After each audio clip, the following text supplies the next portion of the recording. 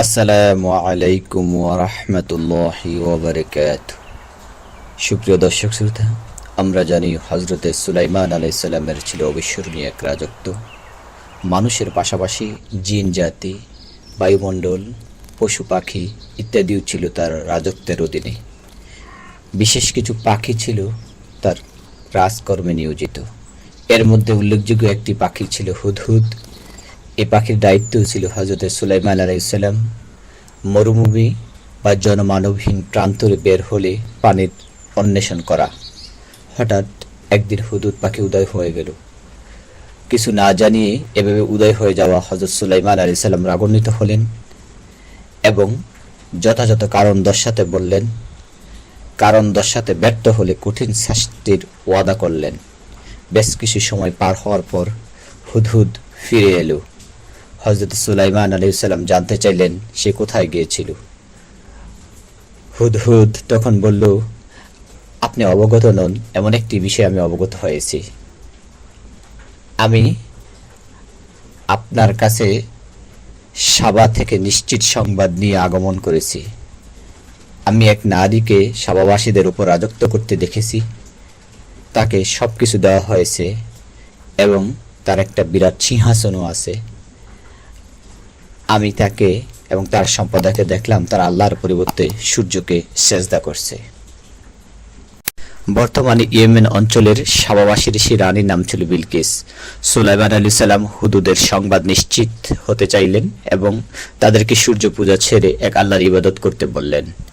তিনি হুদহুদ পাখির কাছে একটি চিঠি লিখে দিলেন, তুমি আমার এই পত্রখানি নিয়ে যাও এবং এটা তাদের কাছে অর্পণ করো, অতঃপর তাদের কাছ থেকে সরে পড়ো, দেখো তারা কি জবাব দেয়।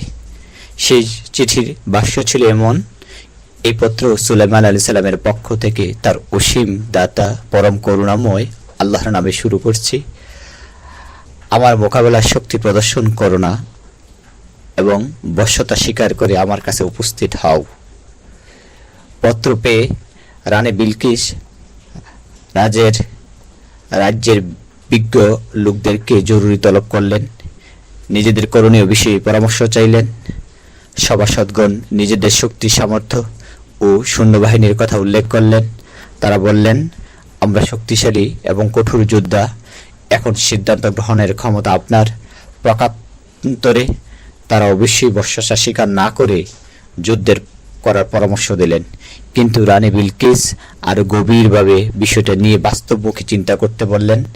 রানী বললেন, রাজা বাদশারা যখন কোনো জনপদে প্রবেশ করে তখন তাকে বিপর্যস্ত করে দেয়, সেখানকার সম্ভ্রান্ত ব্যক্তিদেরকে অপদস্থ করে। তারা এরূপই করবে। আমি তার কাছে কিছু উপকৌটন পাঠাচ্ছি, দেখি প্রেরিত লোকেরা কি জবাব দেয়। রানী বিলকিসের উপহার সামগ্রী নিয়ে রাজকীয় প্রতিনিধি হযরত সুলাইমান আলাইহিস সালামের কাছে পৌঁছল। হযরত সুলাইমান আলাইহিস সালাম সেই উপহার সামগ্রীর দিকে বিন্দুমাত্র ভ্রুক্ষেপ করলেন না, ঘৃণাভরে প্রত্যাখ্যান করলেন এবং বললেন, তোমরা কি ধন সম্পদ দ্বারা আমাকে সাহায্য করতে চাও? আল্লাহ আমাকে যা দিয়েছে তা তোমাদের প্রদত্ত বস্তু থেকে কি উত্তম নয়? বরং তোমরা তোমাদের উপকরণগুলো নিয়ে সুখে থাকো। হযরত সুলাইমান আলাইহিস সালামের এখানে ক্ষান্ত হলেন না। অনুগত্য ও বশ্যতা স্বীকার না করলে তাদের দেশে সৈন্যবাহিনী প্রেরণের হুমকি পুনর্ব্যক্ত করেন। এখন অবশ্যই আমি তোমাদের বিরুদ্ধে এক সৈন্যবাহিনী নিয়ে আসব, যার মোকাবেলা করার শক্তি তোমাদের নেই। আমি অবশ্যই তাদেরকে অপদস্থ করে সেখান থেকে বহিষ্কৃত করব এবং তারা লাঞ্ছিত হবে। প্রতিনিধি দল রানী বিলকিসের নিকট ফিরে আসলো এবং তারা সফরের বিস্তারিত তুলে ধরল। সব শুনে রানী বিলকিস সিদ্ধান্ত নিলেন হযরত সুলাইমান আলাইহিস সালামের বশ্যতা স্বীকার করে নেবেন এবং নিজে তার কাছে উপস্থিত হবেন। রানী বিলকিসের বশ্যতা স্বীকার এবং আগমনের সংবাদ শুনে হযরত সুলাইমান আলাইহিস সালাম রাজ্যের সভাসদকে ডাকলেন। রানী বিলকিসকে চমক দিতে পরিকল্পনা করলেন। রানীর বিখ্যাত সিংহাসন কত দ্রুত এনে হাজির করতে পারবে জিজ্ঞাসা করলেন। ততক্ষণ জনৈক দৈত্য বা জিন বলে উঠল, আপনি আপনার স্থান থেকে উঠার আগেই আমি তা এনে দেব। আমি এ কাজের শক্তিবান এবং বিশ্বস্ত। কিতাবের জ্ঞান আছে এমন ব্যক্তি বলল, আপনার দিকে আপনার চোখ অর্থাৎ চোখের পলক ফেলার আগেই আমি তা নিয়ে আসব। যথারীতি কথা মতো চোখের পলকের আগে হাজির করা হলো সাবা রানীর সিংহাসন। সেই সিংহাসন অবয়ে কিছুটা পরিবর্তন করে দিলেন হযরত সুলাইমান আলাইহিস সালাম। রানী আগমন করল, রাজপ্রাসাদের স্বচ্ছ কাচের সড়কের ভ্রমে পড়ে গেলে এবং গোড়ালি কাপড় টেনে তুললেন উপরে। কোরআন মাজিদে বলা হয়েছে, তাকে বলা হলো এই প্রাসাদে প্রবেশ করো। যখন সে তার প্রতি দৃষ্টিপাত করলো, সে ধারণা করলো যে এটা স্বচ্ছ গভীর জলাশয়। সে তার পায়ের গোছা খুলে ফেললো, সুলাইমান আলাইহিস সালাম বললেন, এটা তো স্ফটিক নির্মিত প্রাসাদ। এটা ছিল রানীর জন্য প্রথম বিস্ময়। দ্বিতীয়ত, রাজপ্রাসাদে তার জন্য অপেক্ষা করছিল। রানীর যে সিংহাসনটি জিনেরা নিয়ে এসেছিল সেটি দেখে রানী বেশ আশ্চর্যবোধ হলো। তাকে জিজ্ঞাসা করা হলো, তোমার সিংহাসন কি এই রূপেই? বিলকিস বিস্ময়ভূত হয়ে বলল, মনে হয় এটা সেটাই।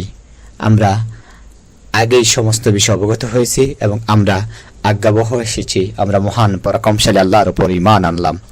আল্লাহর কাছে ক্ষমা প্রার্থনা করলেন।